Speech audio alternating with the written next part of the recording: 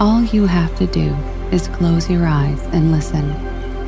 For a better experience, please use headphones.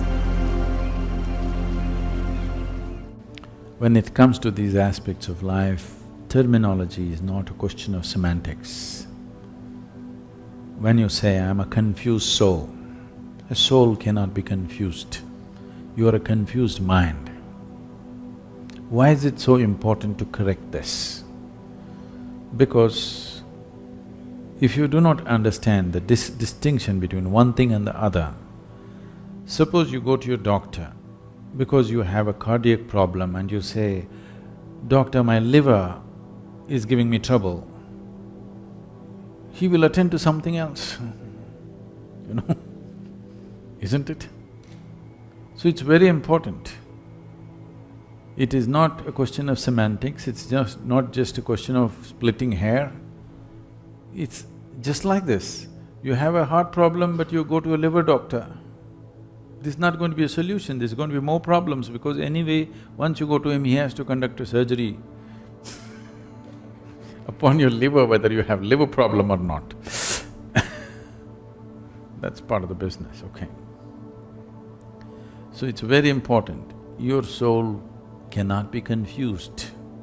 And first of all, do not talk about a soul because it's not come into your experience. And if you talk about something which is not yet in your experience, to put it very bluntly, it amounts to lying. So this is the first thing you must do, you must stop lying. Do not talk about anything which is not yet a reality for you. It may be said in the Gita, it may be written in the Vedas, everybody may be talking about it, it doesn't matter. It's not true for you, you do not talk about it. You do not talk about soul, you do not talk about heaven, you do not talk about God because it is not yet a reality for you. If you do not talk about these things, a certain longing will appear within you which will lead you there. If you talk about it, you will satisfy yourself with gossip, the real thing will never happen to you. You will be fulfilled with gossip. Gossip is a very fulfilling thing, you know. Yes. Yes, lot of people avoid reality just by gossiping. Whole lot of people avoid reality just by watching a cinema. Cinema is somebody's gossip, isn't it? Somebody's story. I'm not against it, but I'm saying if you're using it to enhance your life, it's okay. If you're using it to avoid your life, it's a serious problem, isn't it? And a lot of people are using it to avoid life. You know, you don't have to do anything in your life, you go just sit in a dark room, buy a bucket of popcorn. Somebody will love, somebody will fight, somebody will live, somebody will do everything. You just have to eat popcorn and it happens. You can cry, you can laugh and you can come out and it's done.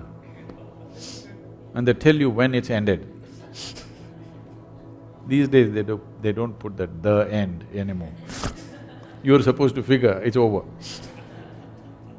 There was a time when they would say "the end." So just in case you're not getting it,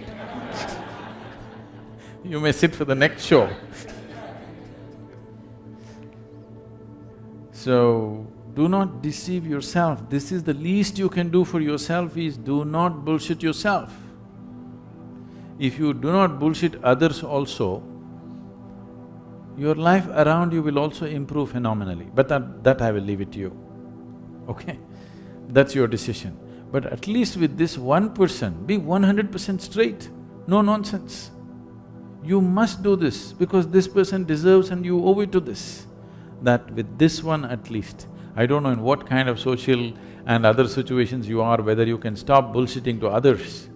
If you do that, you can build a phenomenal life around you also. If you can do it around yourself, it's great, you'll build something wonderful.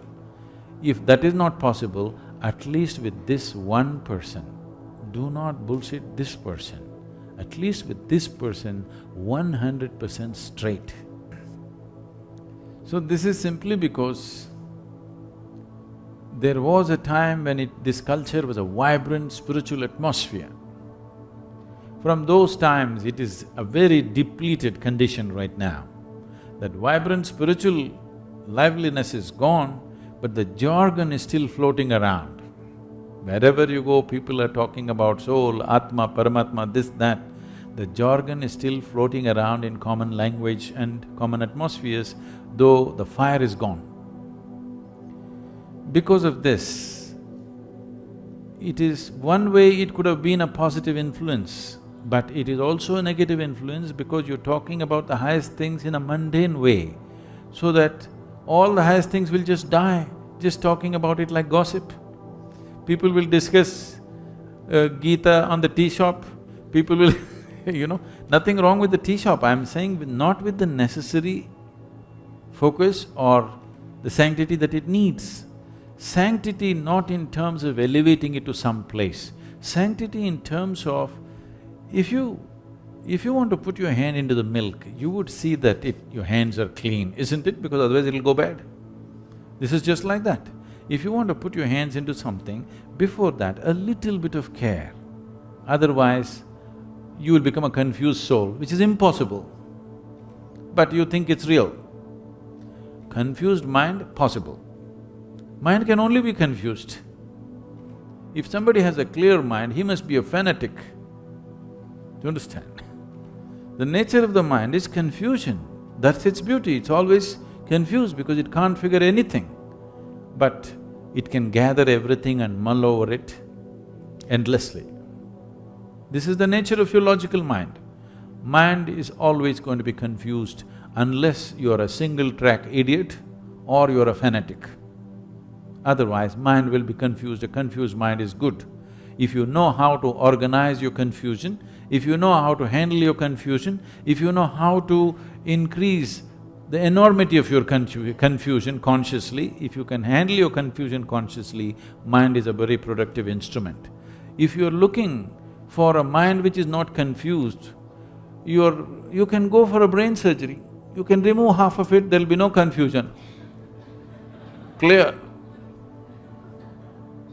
The more intelligent you are, the more you will wonder, the more you will be confused about everything. The more profoundly you look at life, the more confused you will be. And it's good. Only somebody who doesn't look at anything, who's got a parallel vision, he is dead sure about everything. So you must either be an idiot or a fanatic to do that, and there's not much difference between the two. So now, your mind is confused. That is the nature of the mind. You have to learn to use the confusion to your benefit. If your mind is not confused, that means it's not constantly receiving. It is a blocked up mind. Your mind has become a concrete block which is dead sure about everything. Otherwise, constantly if you're perceiving more and more information, it is always confused because it is always receiving much more than it can ever process. So much information, everything that you see, if you see little more carefully, right in this room you can see so many things that you never thought possible in your life, do you understand? If you observe just one thing, it will happen like this. It is just that people are saying like this and they don't see anything. If they pay enough attention to any one thing, you will see a simple ant can keep your focus on for the rest of your life, it has so much in it. So everything around you, if you pay enough attention, there is so much information, no way can any mind ever process it. Only an unattentive mind thinks it knows everything. An attentive mind is always wondering and confused about every little thing in the universe. And that's the way it should be. You should not suffer your confusion. You must understand if you're constantly confused, that means you have a functioning intelligence. Yes. So, once you have separated your soul and your mind, a non-existent soul in your experience, the mind is receiving too many things from every direction all the time, endlessly, in wakefulness and sleep.